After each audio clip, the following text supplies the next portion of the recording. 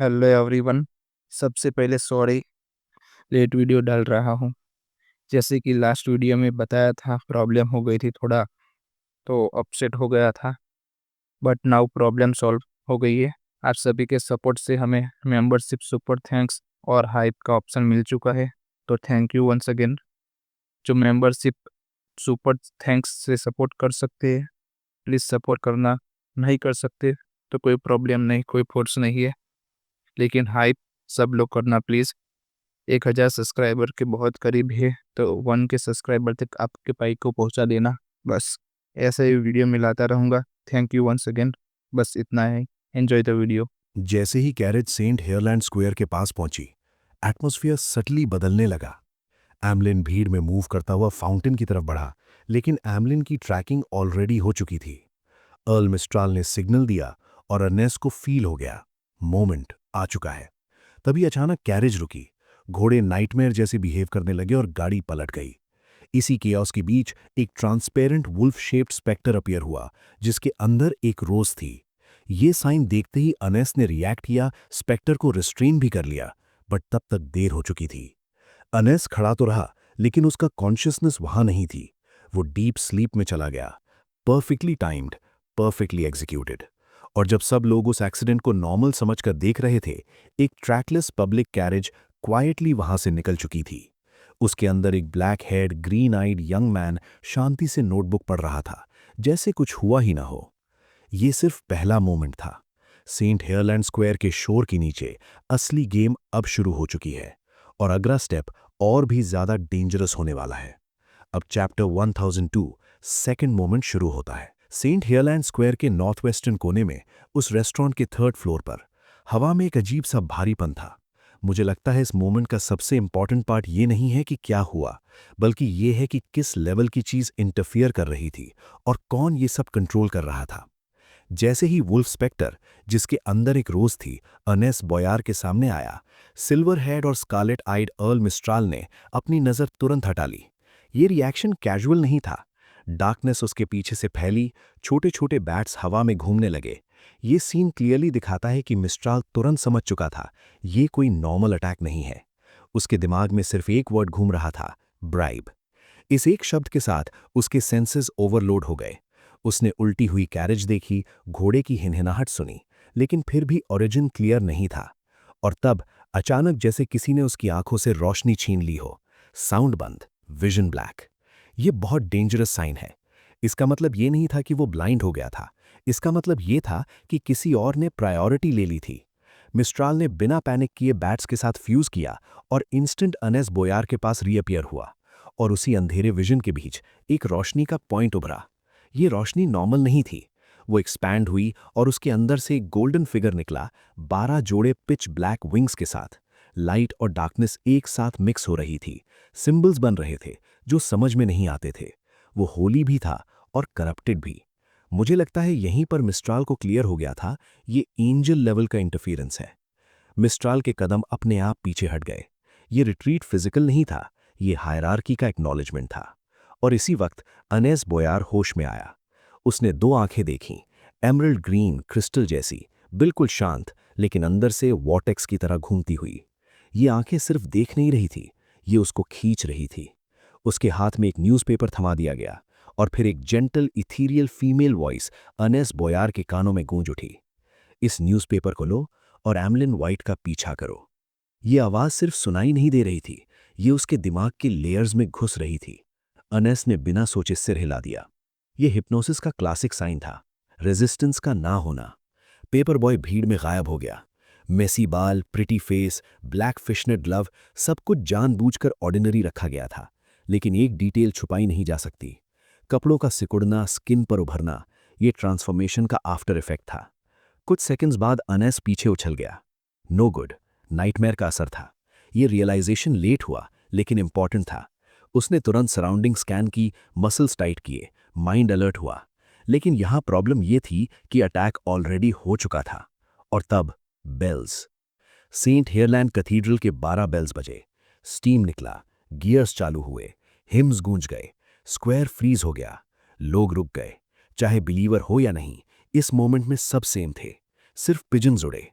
ये सिर्फ religious scene नहीं था, मुझे लगता है ये एक नेचुरल इंटरप्शन मैकेनिज्म था जो इन्वेस्टिगेशन, डिविनेशन और एस्केलेशन को रोक देता है। इवन अर्ल मिस्ट्राल मूव नहीं किया। उसकी विजन वापस आ गई थी, लेकिन सब नॉर्मल लग रहा था। अनेस इंजर्ड नहीं था, क्राउड नॉर्मल था, लेकिन मिस्ट्राल समझ चुका था पेपर बॉय सस्पिशियस है। फिर भी उसने परस्यूट नहीं की। क्यों? क्योंकि जो पावर एंजल लेवल बोरो कर रही थी वो लो या मिड सीक्वेंस की हो ही नहीं सकती। इसका मतलब था एमलिन के पीछे एक डेमीगॉड छुपा हुआ है। और जब एनिमी दिखता ना हो लेकिन खुद इजीली डिटेक्ट हो जाओ, तब अटैक करना खुद को फंसाना होता है। और एक और बात, ये सिर्फ टेस्ट था। सैंग्विन का प्लान एस्केलेशन का नहीं था। अनेस के प्रोटेक्टिव आइटम्स के साथ वो अटैकर को टेम्परेरली रोक सकते थे, ओथ ऑफ रोज के थ्रू आइडेंटिटी कंफर्म कर सकते थे। लेकिन बैकलैंड में कैथीड्रल के पास डेमीगॉड लेवल फाइट, ये सीधा सुसाइड होता। इसलिए मिस्ट्राल ने कंट्रोल रखा और बोला, देखते हैं आगे क्या होता है। उसके बाद बेल्स खत्म हुई। एमलिन वाइट चल पड़ा, फाउंटेन के पास से घूमकर स्क्वायर के दूसरे एंड पर। पिजन्स नीचे उतर रहे थे और वहां अनेस बोयार खड़ा था। पीठ थोड़ी झुकी हुई थी, कैरेज उल्टी थी और ड्राइवर दर्द में था। एमलिन ने वॉलेट निकाला और 100 पाउंड्स दिए। मुझे लगता है ये सिर्फ काइंडनेस नहीं थी, ये सीन कंट्रोल था। कैरेज ड्राइवर के लिए पैसे जिंदगी और बर्बादी का फर्क था। कैरेज ड्राइवर के दिमाग में जो 3 रास्ते थे, एक्सटॉर्शन, भागना या जेल, सब 1 सेकंड में खत्म हो गए।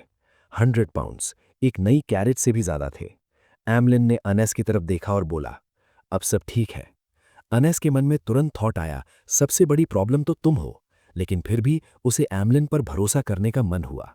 ये रैशनल नहीं था, ये हिप्नोसिस का लेफ्ट ओवर पुल था। एमलिन अचानक मुड़कर एक एली में घुस गया। अनेस फॉलो करने लगा। न्यूज़पेपर उसके हाथ में था, जैसे एक इनविजिबल लीश। दोनों सैंग्विन फास्ट मूव कर रहे थे, लेकिन कुछ भी एक्स्ट्रा ऑर्डिनरी शो नहीं कर रहे थे। ये इंपॉर्टेंट था। बैकलैंड जैसे शहर में एबनॉर्मैलिटी ही सबसे पहला सिग्नल होता है। मिस्ट्राल दूर से ओथ ऑफ रोज के कनेक्शन से फॉलो कर रहा था। रूट कंफ्यूजिंग था, डीटॉर्स, शॉर्टकट्स, रिपीट्स, डेस्टिनेशन गेस करना मुश्किल हो गया था। अनेस बुल की तरह पीछा नहीं छोड़ रहा था। और फिर रोज स्ट्रीट। ब्रिज के साउथ पहुंचते ही अचानक एमलिन ने स्पीड बढ़ा दी। आफ्टर इमेजेस तक दिखने लगे। वो सीधा हार्वेस्ट चर्च के अंदर घुस गया। अनेस भी एमलिन के पीछे पीछे हार्वेस्ट चर्च के अंदर घुस गया। दूर से मिस्ट्राल इंटरवीन करने ही वाला था, लेकिन वो लेट हो गया था। कचाक करके उसके पैर के नीचे की टाइल टूट गई। कैथीड्रल के अंदर अनेस को तुरंत समझ आ गया ये जगह ट्रैप है। फ्रंट प्यूज के पास ब्राउन प्रीस्ट रोब में एक फिगर खड़ा हुआ था। वो हिल नहीं रहा था, वो माउंटेन जैसा था। पूरा कैथीड्रल भारी हो गया, जैसे जेल, जैसे जमीन से फ्यूज हो गया हो। अनेस का दिमाग भिनभिना गया उठा। और फिर एक और आवाज, पहले हिप्नोसिस से जागने के बाद अपने सारे आइटम्स एमलिन वाइट को दे दो। ये कमांड नहीं था, ये सीक्वेंस कंटिन्यूएशन थी। अनेस ने बिना रेजिस्ट किए सैश उतारी, ब्रूच फेंकी, पॉकेट वॉच, वॉलेट, सब कुछ एमलिन की तरफ फेंक दिया। और तब पा न्यूज़पेपर गिरा। उसके अंदर से एक कार्ड निकला, जस्टिस, टैरो कार्ड, जस्टिस। मुझे लगता है यहीं पर इस पूरे चैप्टर का कोर रिवील होता है। ये सिर्फ एम्बुश नहीं था, ये सिर्फ पनिशमेंट भी नहीं था, ये एक परफेक्टली लेयर्ड ऑपरेशन था जहां nightmare, angel level borrowing, cathedral interference और टैरो क्लब की कोऑर्डिनेशन एक साथ काम कर रही थी। और सबसे इंपॉर्टेंट बात, अर्नेस्ट बोयार जीता रहा। मिस्ट्राल ने एस्केलेशन नहीं की और एमलिन वाइट अपना ऑब्जेक्टिव साइलेंटली अचीव कर गया। ये सीन क्लियरली दिखाता है कि लॉर्ड ऑफ द मिस्ट्रीज की दुनिया में जीतने का मतलब मारना नहीं होता। कभी कभी जीतने का मतलब होता है एनिमी को बिना समझाए अपने ही कदमों से चलने देना। कपड़ों के अलावा सब कुछ फेंक देने के बाद अर्नेस्ट बोयार कुछ पल के लिए बिल्कुल जम सा गया, जैसे किसी ने उसका दिमाग खाली कर दिया हो। फिर धीरे धीरे होश वापस आया। मैं क्या कर रहा हूं? मैंने क्या कर दिया? ये सवाल उसके दिमाग में गूंज उठा और इसी के साथ वो चीजें भी याद आने लगीं जिन्हें उसने जानबूझकर भुला दिया था। वो एमरल्ड ग्रीन, बिल्कुल साफ और गहरी आंखें, आंखें जो सिर्फ देख नहीं रही थीं बल्कि दिमाग के अंदर तक घुस रही थीं। साइकोलॉजिकल क्यू नहीं, हिप्नोसिस। गुस्से और एक अजीब दबे हुए खौफ के साथ अर्नेस्ट ने अपनी सराउंडिंग्स को देखा। ये रिएक्शन इंस्टिंक्टिव था, जैसे एक जानवर अचानक ट्रैप में जाग जाए। और तब उसकी नजर उस फिगर पर पड़ी जो पूरे कैथीड्रल के बीच एक पहाड़ की तरह खड़ा था। वो फादर उत्रावस्की थे। पतले, स्पार्स ब्राउज, हैवी प्रेजेंस। मुझे लगता है इस मोमेंट पर अर्नेस्ट ने यह समझ लिया था कि यहाँ स्ट्रेंथ या ट्रिक्स का कोई काम नहीं है। यहाँ सिर्फ एक चीज डिसाइड करेगी, सरेंडर का फॉर्म। उसके दिमाग में कई ख्याल एक साथ टकराए। फाइट करे, भागने की कोशिश करे, या कंडीशंस नेगोशिएट करे। और इसी कोलिजन के बीच एक क्लियर डिसीजन निकला। अर्नेस्ट ने रेजिस्ट नहीं किया और बोला, मैं यहां 1 महीने का वॉलंटियर काम करूंगा। ये लाइन कमजोरी नहीं थी, ये सर्वाइवल थी। बैकलैंड के सैंग्विन सर्कल में एमलिन वाइट की प्रेडिकमेंट काफी पहले से फेमस थी। अर्नेस्ट जानता था फादर उत्रावस्की को। उसे पता था अगर वो लड़े भी तो आउटकम वही रहेगा, वॉलंटियर वर्क। इसलिए बेहतर था कि वो खुद ही शर्तें चुन ले। कम से कम मेरे दिमाग में और क्यूज प्लांट नहीं होंगे, कम से कम मैं अर्थ मदर में कन्वर्ट नहीं होऊंगा। ये सोच जैसे ही उसके मन में आई, उसकी नज़र उत्रावस्की के हाथ में पकड़े लैंटर्न पर पड़ी। लैंटर्न के अंदर जो कैंडल जल रही थी वो नॉर्मल नहीं थी, इंसानी चमड़ी जैसे टेक्सचर, उभरे हुए लम्स। उस हल्की रोशनी में अर्नेस्ट की प्यूपल्स फिर से फैल गईं। एक और साइकोलॉजिकल क्यू। इस रियलाइजेशन के साथ अर्नेस्ट के दिल के अंदर की ग्लूम और गहरी हो गई, जैसे हर डिसीजन के साथ कोई इनविजिबल हाथ उसके दिमाग को और टाइट पकड़ रहा हो। ऑल राइट, फादर उत्रावस्की ने शांति से सर हिला दिया। बस इतना ही। और इसी मोमेंट पर एमलिन वाइट ने अपनी स्मग स्माइल मुश्किल से दबाई। उसकी नज़र नीचे पड़ी, वो सारे आइटम्स जो अर्नेस्ट से आए थे। एक ऐसा सीन जो मुझे लगता है एक परफेक्ट मेटाफर है, जैसे एक किसान जो बिना खून बहाए पूरी फसल काट ले। स्क्वायर के नॉर्थ वेस्टर्न कॉर्नर में उसी रेस्टोरेंट के 3rd फ्लोर पर रोशनी धीरे धीरे डार्क हो गई। एक बड़ा सा शैडो उभरा। डार्कनेस से छोटे छोटे बैट्स निकले, हवा में घूमकर एक जगह जमा हो गए। स्मोक उठी और उनके बीच से अर्ल मिस्ट्रल वापस आया। सिल्वर है, स्कारलेट आइज, सब कुछ नॉर्मल लग रहा था, जैसे कुछ हुआ ही ना हो। उसका सर्वेंट तुरंत आगे बढ़ा, झुककर पूछा, माय लॉर्ड, क्या आप मील लेंगे? वो नहीं जानता था कि ऑपरेशन का आउटकम क्या रहा, और पूछने की हिम्मत भी नहीं थी। मिस्ट्रल ने सर हिला दिया। हाँ। वो टेबल तक गया, घोंसली ब्लू जेम वाली रिंग उतारी और आराम से बैठ गया। मुझे लगता है इस काम के पीछे एक बात क्लियर थी। इनिशिएटिव खो चुका था, लेकिन गेम खत्म नहीं हुई थी। बगल के प्राइवेट रूम में एक बिल्कुल ऑर्डिनरी चेहरे के साथ क्लेन बैठा था। इसकी स्मेल काफी यूनिक है, पर बुरा नहीं। क्लेन ने सिवेलॉस क्यूजीन लैम्ब ट्राइब टेस्ट करते हुए सोचा, यह पनिशमेंट ऑपरेशन टैरेट क्लब के कुछ मेंबर्स का था। ऐसा काम जिसमें द वर्ल्ड या मिस्टर फूल का डायरेक्ट इंटरवेंशन जरूरी नहीं था।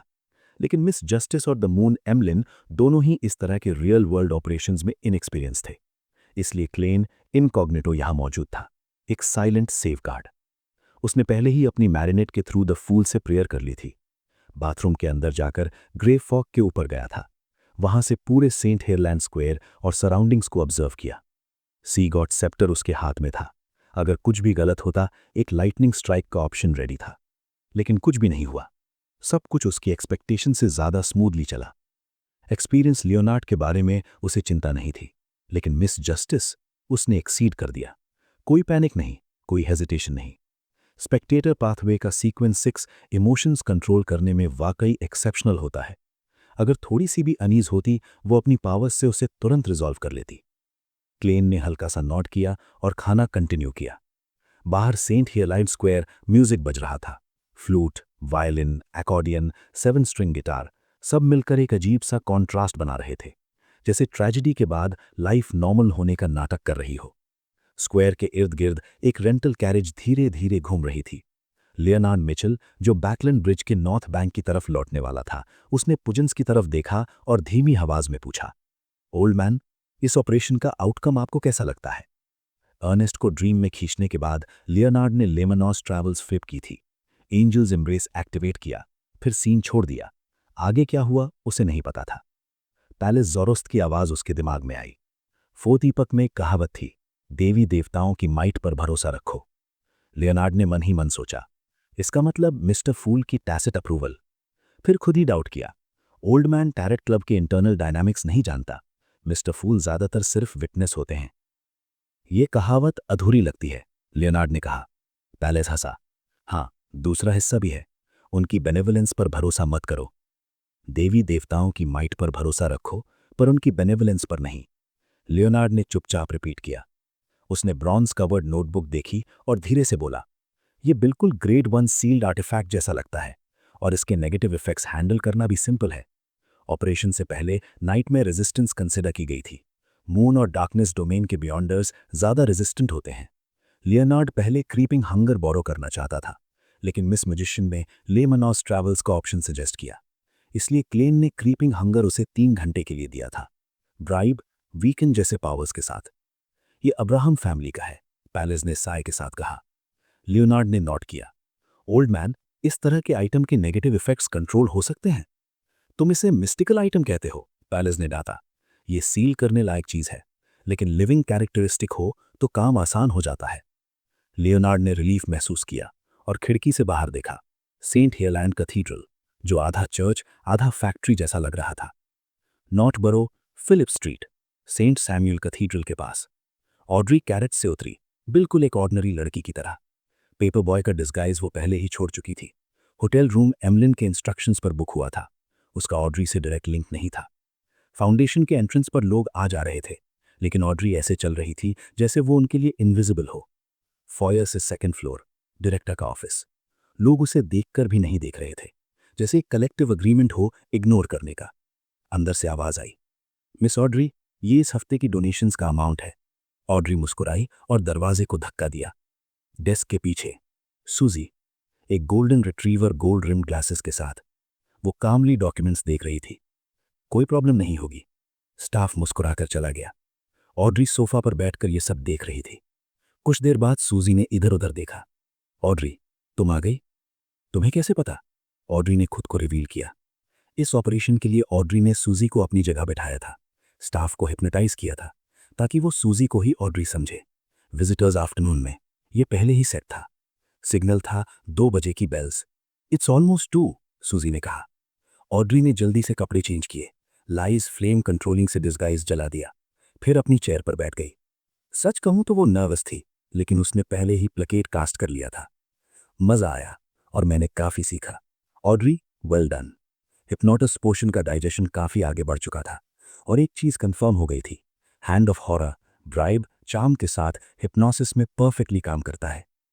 2 बजे स्टाफ के शरीर हल्के से कांपे और फिर सब नॉर्मल। इसी वक्त क्लेन अब ड्वेन डॉन्टेस के 160 बॉकलिन स्ट्रीट के बालकनी पर खड़ा था। एक कैरेज गुजरी और उसकी परसेप्शन ट्रिगर हुई। उसने देखा एक ग्रे रैट कैरेज की खिड़की से लगा हुआ शांति से स्ट्रीट को देख रहा था। ग्रे रैट, ये 2 शब्द जैसे ही क्लाइंट के दिमाग में आए, उसकी पलकें हल्की सी फड़की। उसने एक पल भी वेस्ट नहीं किया।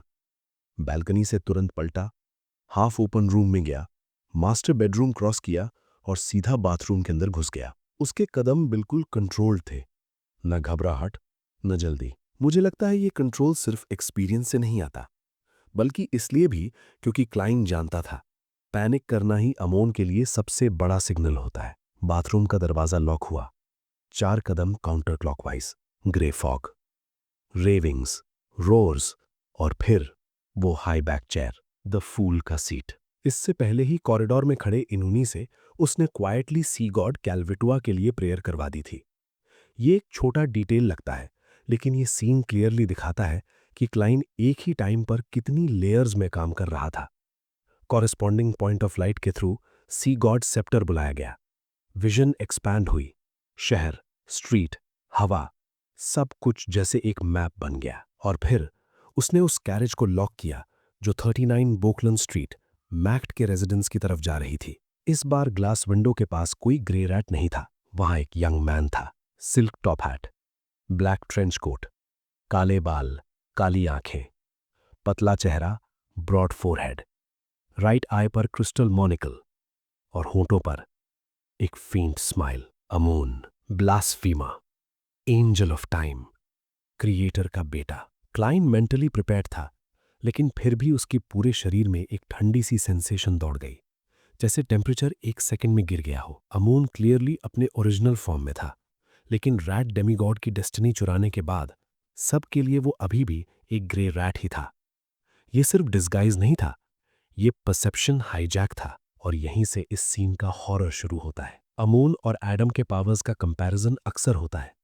दोनों सिमिलर लगते हैं, लेकिन मुझे लगता है अमोन का टेरर ज्यादा प्रैक्टिकल है। एडम सोच को तोड़ता है, अमोन रियलिटी को। अगर ग्रे फॉग ना होता, अगर मेरा यहाँ कंट्रोल इतना डीप ना होता, तो शायद मैं भी ये नोटिस नहीं कर पाता। क्लाइन के मन में रिलीफ और अलार्म दोनों एक साथ थे। उसने विजन और एक्सपैंड की अमोन के अवतार्स ढूंढने के लिए। नॉर्मली पैरासिटाइजिंग के साइंस काफी क्लियर होते हैं, डेस्टिनी ग्राफ्टिंग से भी ज्यादा ऑब्वियस।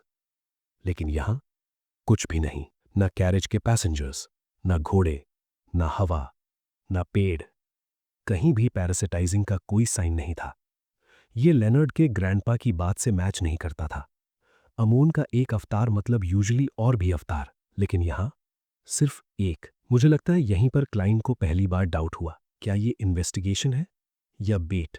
अमून क्लियरली जानता था कि बोकलिन स्ट्रीट सर्वेल्ड है, चर्च ऑफ एवनाइट का बिजारो सॉर्सरर यहां एक्टिव है, इसलिए सिर्फ एक अवतार भेजना एक कैलकुलेटेड मूव था। और फिर एक थॉट आया, पल्लेज ने कहा था एक अवतार रिजॉल्व हो जाए तो पूरी स्ट्रीट क्लियर हो सकती है, और अब स्ट्रीट पर सिर्फ एक अमून था। Perfect opportunity. लेकिन क्लाइन ने जल्दी नहीं की, पहले एक्सपर्ट की ओपिनियन। उसने लॉन्ग ब्रॉन्ज टेबल के दूसरे एंड पर द वर्ल्ड गवर्नमेंट स्पैरो का फिगर कंजोर किया। रेवरेंट और पाई स्टोन में प्रेयर हुई। ऑनरेबल मिस्टर फूल, लेनर्ड मिचेल को इन्फॉर्म कीजिए कि 39 बोकलन स्ट्रीट पर अमोन अपीयर हो चुका है। सिर्फ एक। प्रेयर के दौरान भी क्लाइन की नज़र कैरेज से हटी नहीं। हेजल हल्के रंग के ड्रेस में उतरी, अपने फॉयर में गई, और उसके पीछे अमोन। कोई कंसीलमेंट नहीं, कोई इल्यूजन नहीं, फिर भी सर्वेंट्स ने उसे देखा ही नहीं, जैसे हेजल के पीछे सिर्फ हवा चल रही हो। कभी कभी फीमेल सर्वेंट्स नीचे देखती, अचानक घबरा जाती, चीखने ही नाली होती, और फिर भूल जाती कि वो क्या कर रही थी। ये मूवमेंट मुझे लगता है प्योर साइकोलॉजिकल हॉरर है। तुम देख रहे हो, लेकिन तुम्हारा दिमाग अलाउ नहीं कर रहा देखने के लिए। अमून स्टेयर्स पर चढ़ा, मोनिकल को पिंच किया, हाथ पॉकेट्स में डाल लिए, और तब रिंग्ड ट्रांसपेरेंट वर्म्स उसकी बॉडी से निकलकर हर डायरेक्शन में रेंगने लगे, फिर गायब। क्लाइन का स्कैल्प टिंगलिंग कर उठा। Plague like पैरासिटाइजिंग। पल्लेज बिल्कुल गलत नहीं था। इस सब के बीच हेजल का मूड बिल्कुल डिफरेंट था।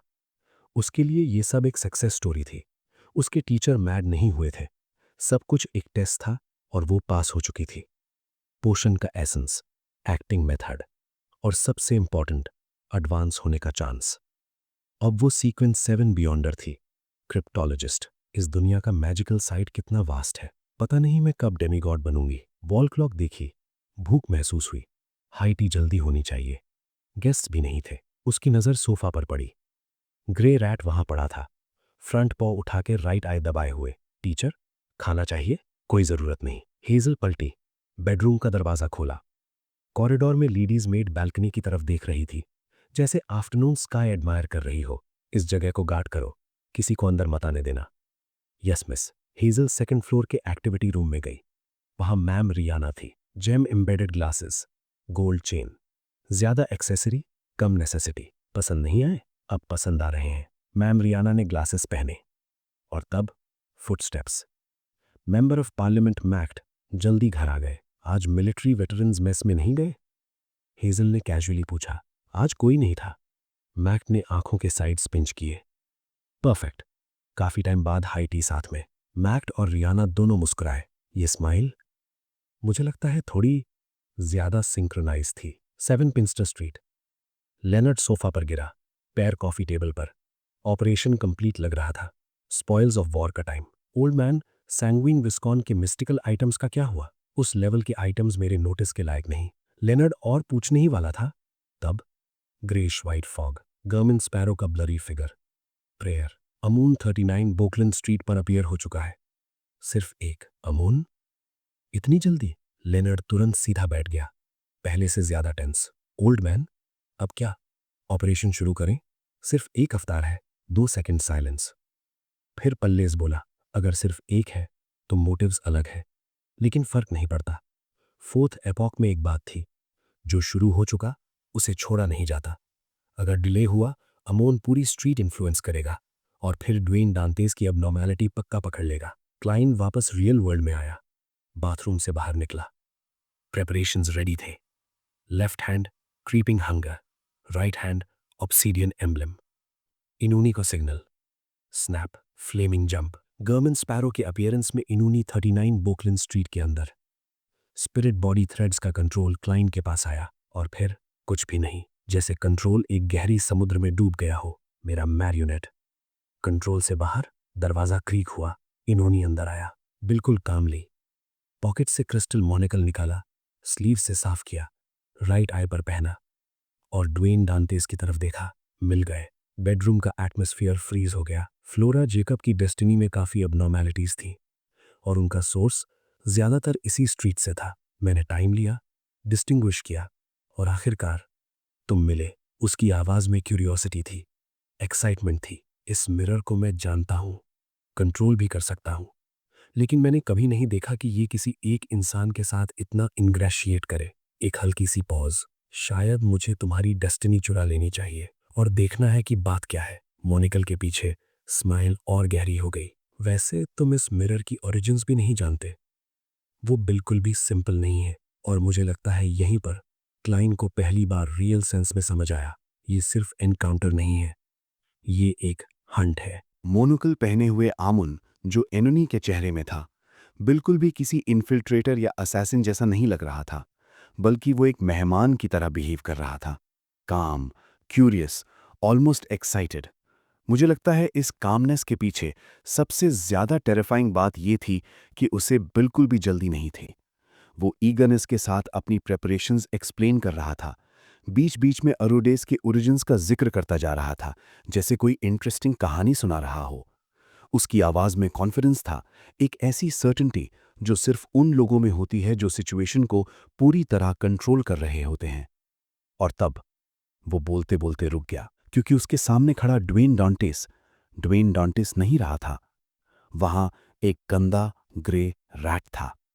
रैट ने अपना राइट क्लॉ उठाया और आंख पर दबा दिया। इसी एग्जैक्ट मोमेंट पर 160 बोकलिन स्ट्रीट के गार्डन में रोजेस के बीच गवर्मन स्पैरो अपीयर हुआ।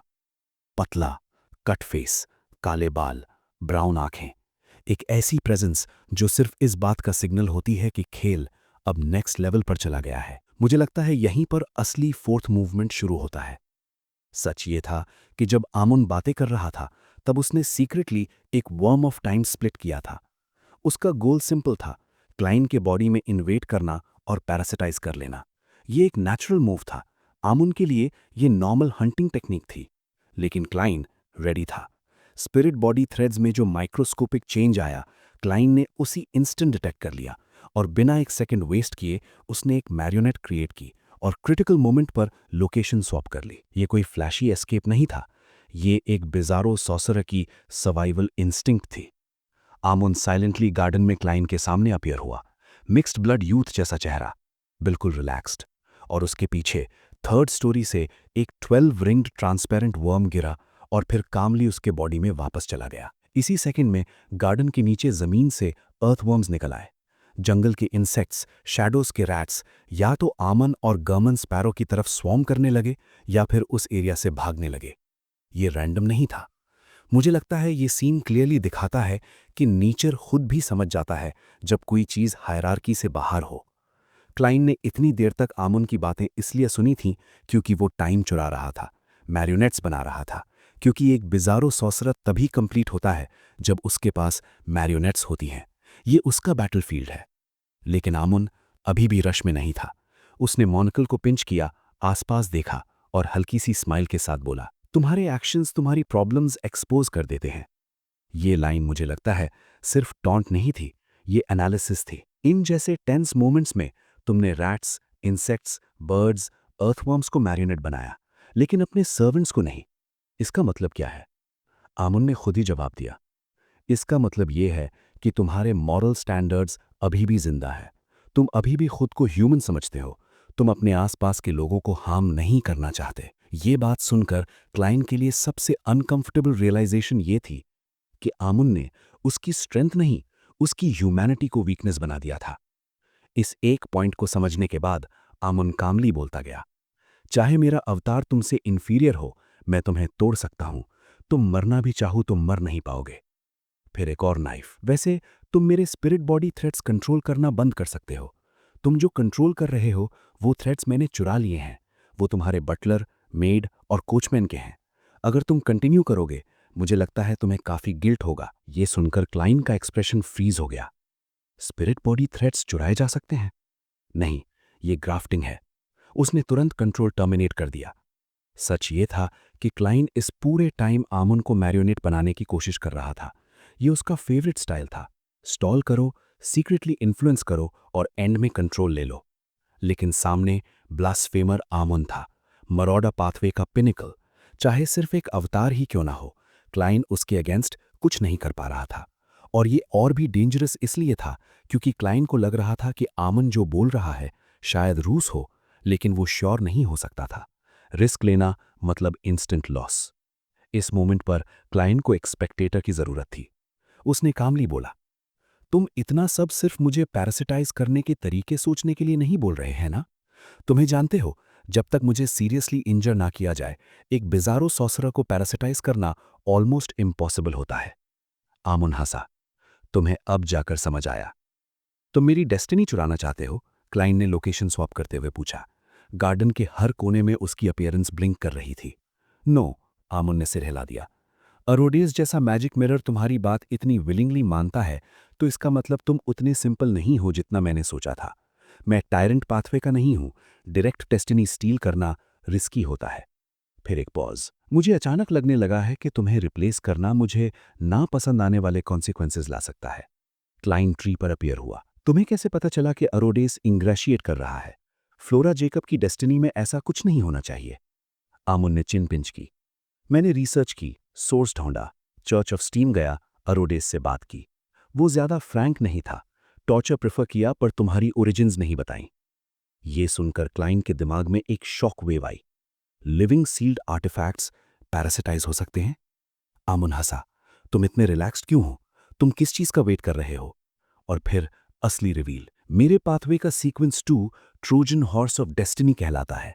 मैं सिर्फ एक अवतार हूं, लेकिन मैं डेस्टिनी के साथ छेड़छाड़ कर सकता हूं। छोटी छोटी एरर्स, जैसे तुम जितना भी हेल्प के लिए चिल्ला लो, कोई नोटिस नहीं करेगा। ये बात जैसे हवा को भी भारी कर गई। एवरनाइट एम्ब्रियम ट्रिगर करोगे तो सिर्फ कंसीलमेंट मिलेगा, हेल्प का सिग्नल ट्रांसमिट नहीं होगा। एक्सप्लोजन करोगे तब भी कोई नहीं सुनेगा। इसीलिए आमुन इतना बोल रहा था। टाइम चाहिए था। अब तुम्हारी बारी, उसने स्माइल के साथ कहा। क्लाइन ने जवाब नहीं दिया, सिर्फ स्वैप करता रहा। और तब हवा का एक जोर का झोंका। Leonard Mitchell black trench coat में वर्ड ऑफ द सी के साथ बोकलिन स्ट्रीट की तरफ उड़ता हुआ आया। This is what I was waiting for, Klein ने कहा। उसने एवरनाइट एम्ब्लम ट्रिगर किया, साथ ही फिंगर स्नैप। गार्डन का सबसे बड़ा ट्री जल उठा। स्कारलेट फ्लेम्स काय तक पहुंच गईं। और फिर भी किसी ने नोटिस नहीं किया। मेड्स, पेडेस्ट्रियंस, लियोनार्ड भी नहीं। और इसी वक्त लियोनार्ड के दिमाग में पैलेजे की आवाज गूंजी, वापस मुड़ जाओ, यूनिट 160 जाओ। लियोनार्ड ने सवाल नहीं पूछा, डायरेक्शन चेंज की। गार्डन में आमन ने मोनोकल प्रेस किया और हंस दिया। मैं भी इसी का वेट कर रहा था। फेट के अबनॉर्मैलिटीज डिटेक्ट कर पाना यह सिर्फ उसका काम है। पैलेजे। स्ट्रीट पर एक अजीब सा ग्लूम छा गया, जैसे रियलिटी से कट हो गई हो। 39 बोकलिन स्ट्रीट के एक्टिविटी रूम में हेजल ने खिड़की से देखा। क्या बारिश होने वाली है? उसने ट्रे की तरफ हाथ बढ़ाया।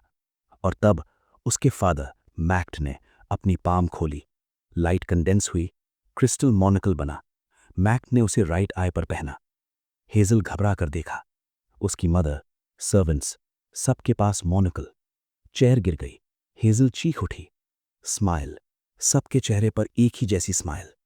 गार्डन के बाहर आमुन कामली बोला, पैरेजे, 5th एपॉक के 1350 ईयर्स हो चुके हैं। अवतार्स जमा करके लेवल बढ़ाना अब आउटडेटेड है।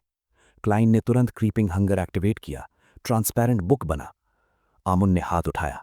ग्लव गायब, गवर्मन स्पैरो भी गायब। आमुन के हाथ में एक मरा हुआ रैट। और दूसरी तरफ क्लाइन, शर्ट और वेस्ट में, अपीयर हुआ। उसने जो आइटम फेंका वो पेपर क्रेन थी। और मुझे लगता है यहीं पर यह क्लियर हो जाता है कि ये सिर्फ फाइट नहीं है, ये डेस्टिनी के ऊपर चेस है और हर मूव इरिवर्सिबल है। पेपर क्रेन बिल्कुल ऑर्डिनरी लग रही थी, कागज की, हल्की सी। लेकिन जैसे ही वो हवा में आगे बढ़ी, उस पर स्कारलेट रेड फ्लेम्स भड़क उठीं। जलती हुई, एशेस बिखेरती हुई, वो सीधी एमन की तरफ जा रही थी। एमन अभी भी आसमान की तरफ देख रहा था, जैसे किसी और ही चीज का वेट कर रहा हो। लेकिन अगले ही पल उसने अपना सिर घुमाया। मोनिकल के नीचे वाली आंख में एक ठंडी चमक उभरी। उसने अपनी पाम फिर से उठाई और अचानक आग गायब हो गई। पेपर क्रेन पर लगी सारी फ्लेम्स एक ही सेकंड में एक्सटिंग्विश हो गई। इसी के साथ क्लाइन का सबसे इंपॉर्टेंट एडवांटेज भी गायब हो गया। मैरियोनेट के साथ location swap, vanish. Flame controlling, vanish. Flaming jump, vanish. Air cannon, vanish. एक ही इंस्टेंट में 6 बियॉन्डर पावर्स चुरा ली गईं। मुझे लगता है यहीं पर क्लाइन ने पहली बार रियल सेंस में समझा कि एंजल लेवल थेफ्ट का मतलब क्या होता है। अगर एमन थोड़ा और रुककर चोरी करता तो शायद क्लाइन एक ऑर्डिनरी इंसान बन जाता। एक्सटिंग्विश्ड फ्लेम्स के बीच पेपर क्रेन धीरे धीरे हवा में तैर रही थी और इसी वक्त बैकलैंड से काफी दूर डॉक्टर एरन के घर में एक ब्लैक प्रैम के अंदर सिल्वर सिल्क में लिपटा हुआ विल ऑक्सेप्टिन करवट बदलकर बोला, जिंदगी सच में बहुत मुश्किल है। उसने कुछ कंप्लेन जैसा किया, फिर जैसे कहीं से एक केन निकाली जिसमें क्लियर जेम्स जड़े हुए थे। केन से एक प्योर ब्राइट लाइट निकली जिसने रूम के कैलेंडर को क्लियरली इल्यूमिनेट कर दिया। आज ट्यूसडे था। 160 बॉकलैंड स्ट्रीट ड्वेन डांटेस के गार्डन में जो पेपर क्रेन अब तक आधी जली आधी बची हुई थी, वो अचानक मिड एयर फ्रीज हो गई। उसके अंदर से क्रोम कलर्ड कॉम्प्लिकेटेड सिंबल्स उभर आए और एक ही सेकंड में वो सिंबल्स एक gigantic illusory scaleless silver snake का फॉर्म लेने लगे। उस जायंट सर्पेंट ने अपनी कोल्ड ब्राइट रेड आंखों से पूरी स्ट्रीट को देखा, फिर वो आसमान में उड़ी और बॉकलैंड स्ट्रीट के ऊपर रुककर अपनी बॉडी कर्ल करके अपनी ही पूंछ को काट ली। उसकी शैडो पूरी स्ट्रीट पर पड़ गई, एक मिस्टीरियस एब्सर्ड व्हील की तरह, स्नेक ऑफ फेट। इसी मोमेंट पर 39 बॉकलैंड स्ट्रीट के एक्टिविटी रूम में मख्त, रियाना और सर्वेंट्स के चेहरों से एक साथ मुस्कान गायब हो गई। उन्होंने ऑलमोस्ट सिंक्रोनाइज्ड मूवमेंट में अपने मॉनिकल्स उतारे। मॉनिकल्स हवा में इनकॉर्पोरियल हुए और फिर लाइट के बीम्स बन गए। अगला पल उन्होंने मॉनिकल्स वापस पहने, आई सॉकेट्स पिंच किए और जैसे कुछ हुआ ना हो अपनी नॉर्मल स्टेट में लौट आए। हेजल जमीन पर बैठी ये सब देख रही थी। उसके लिए रियलिटी लिटरली क्रम्बल हो रही थी। वो कांपती हुई अपने हाथों से बॉडी को सपोर्ट करते हुए पीछे सरकने लगी। गार्डन में एनोनी या अब जो भी था, उसकी आंखों से वो ठंडी चमक चली गई। क्रिस्टलाइन मॉनिकल जैसे कुक होकर रह गई।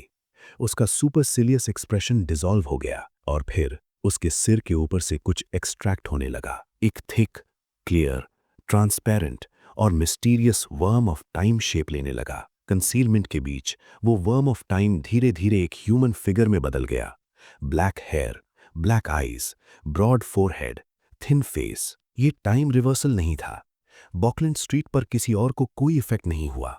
ये बस एमन का कंडीशन कुछ मिनट पहले के स्टेट में वापस जाना था। Snake of fate, reboot. Will ऑक्सेप्टन ने पहले ही फेट में चेंज प्रिडिक्ट किया था, बस थोड़ा लेट, लेकिन उसका इन्फ्लुएंस बिल्कुल सही मोमेंट पर डिसेंड हुआ और ये फ्री नहीं था। इस मदद के लिए क्लाइन ने विल को 5 अलग अलग फ्लेवर्स की आइसक्रीम खिलाई थी, साथ ही फ्यूचर कॉम्पेंसेशन का प्रॉमिस भी दिया था। डील ये थी, क्लाइन को कम से कम 2 ऐसे आइटम्स बनाने होंगे जो विल को उसके वीकेंड स्टेट में भी थोड़ी देर के लिए स्ट्रेंथ वापस दे सके। जैसे ही एमन को ये अनएक्सपेक्टेड ब्लो लगा, क्लाइन ने 1 सेकंड भी वेस्ट नहीं किया। डेथ नेल निकाला, सिलेंडर जेंटली पुश की, एम सेट किया, बैंग। कंट्रोल स्पिरिट बुलेट सीधा एमन के अवतार पर जा लगी। वो इल्यूजरी फिगर, शार्प बॉनेट और क्लासिक ब्लैक रोब के साथ अब बिल्कुल क्लियर दिख रहा था। ये वर्म ऑफ टाइम क्लाइन के पहले देखे हुए सभी वर्म से ज्यादा सॉलिड और टेरिफाइंग था। ब्लैक लाइट स्ट्राइक हुई, एमन का फिगर कांपा और फ्रीज हो गया। इसी वक्त ऊपर से लेनर्ड आ चुका था, वर्ड ऑफ द सी पर खड़ा, मिड एयर फ्लोट करता हुआ। उसने अपने आर्म्स हल्का सा स्प्रेड किए, स्पिरिट बॉडी को रिलैक्स किया। उसकी ग्रीन आंखों में एक एक 12 ringed transparent worm of time reflect होने लगा। दोनों वर्म्स ने अपने हेड और टेल जोड़ लिए, एक लूप बन गया। जैसे ही लूप रोटेट हुआ, लेनर्ड के पीछे एक ह्यूज एंशिएंट इल्यूजन प्रोजेक्ट हुआ। Stone carved wall clock, 12 segments, कुछ ग्रेश वाइट, कुछ ब्लूइश ब्लैक, हर सेगमेंट पर अलग सिंबल। सिर्फ एक नज़र में क्लाइन को लगा जैसे उसकी जिंदगी तेज रफ्तार से गुजर रही हो। सेंट हायरलैंड कैथीड्रल के बेल्स बजे, एक बेल जो जैसे एंशिएंट हिस्ट्री से आई हो, पूरी सीक्रेट वर्ल्ड में गूंज उठी। सब कुछ स्लो हो गया। एमन का फिगर भी एक इनविजिबल सर्ज उठा और एमन के अवतार को खींचकर उस इल्यूजरी स्टोन क्लॉक की तरफ फेंक दिया। एमन के अवतार ने एक लास्ट अटेम्प्ट की। उसने गरमैन स्पैरो की तरफ हाथ बढ़ाया। क्लाइन ने अपनी हाथ की पुष्ट पर देखा। स्किन सिकुड़ने लगी, wrinkles, aged spots, angel level power का बैकलैश। एमन का पुल थोड़ा स्लो हुआ, लेकिन रुक नहीं सका। आखिरकार वो रिंग्ड वर्म के फॉर्म में कंप्रेस हुआ और वॉल क्लॉक के अंदर चला गया। फिर से सेंट हायरलिंड कैथीड्रल के बेल्स बजे। क्लॉक पर एक नया ग्रेश वाइट हैंड आ गया। वो तेज घूमने लगा। 39 और 160 बॉकलैंड स्ट्रीट के अंदर से रोशनी के स्ट्रीम्स निकलकर उस क्लॉक की तरफ खींचने लगे। Law of बियॉन्डर characteristics convergence. एमन ने अपने हायर लेवल कनेक्शन का यूज करके इस लॉ को स्ट्रेंथन किया था और अब वही लॉ उसके अगेंस्ट काम कर रही थी। वापस सेंट हायरलैंड कैथीड्रल के बेल्स बजे। बैकलैंड के अलग अलग कॉर्नर से स्ट्रीम्स ऑफ लाइट आए। जब सब कुछ शांत हुआ, क्लाइन ने अपनी कंडीशन चेक की। उसके बाल ज्यादा सफेद थे, चेहरे पर गहरी रिंकल्स, स्किन ढीली, aged spots. Angel level power लगभग गॉड लाइक होती हैं। सिर्फ साइड इफेक्ट में ही वो लगभग बुढ़ापे से मर गया था। उसने ऊपर देखकर लेनर्ड से पूछा, जो लोग एमन से पैरासिटाइज थे उनका क्या होगा? इल्यूजरी क्लॉक डिसॉल्व होकर लेनर्ड के अंदर वापस चली गई। लेनर्ड ने थोड़ा हेड टिल्ट किया, जैसे ओल्ड मैन की बात सुन रहा हो। वर्म्स ऑफ टाइम के बियॉन्डर कैरेक्टरिस्टिक्स उनसे सक हो चुके हैं। बचा हुआ इफेक्ट ज्यादा सीवियर नहीं होगा। ऑर्डिनरी लोग प्रे कर सकते हैं अपने डीटीज से प्यूरिफिकेशन के लिए। बस थोड़ा साइड इफेक्ट रह सकता है, जैसे मॉनिकल्स पहनने का शौक। ठीक है, तुम वापस जाओ, बाकी मैं देख लूंगा। क्लाइन ने रिलीफ की सांस ली। अगर इस फाइट में डिस्ट्रक्टिव पाथवेज इन्वॉल्व्ड होती तो शायद पूरा नॉर्थ बोरो ही खत्म हो जाता। कुछ दूर प्रिट्स हार्बर में एक ब्लैक हेड ब्लैक आइड यंग मैन मॉनिकल पहने बाइसिकल चला रहा था। वो घर पहुंचा, लेटर बॉक्स खोला, लेटर्स और न्यूज़पेपर्स निकाले। एक लेटर बिना नाम का। अगर बैकलैंड में हमसे कनेक्शन टूट जाए तो इसका मतलब है कि पैलेसिस ज़ोरोस्ट बॉकलैंड स्ट्रीट के आसपास छिपा हुआ है। जिंदगी में थोड़ा एक्साइटमेंट, थोड़ी एंटिसिपेशन जरूरी होती है। और मुझे लगता है ये फाइट खत्म हो चुकी थी, लेकिन गेम अभी भी चल रही थी।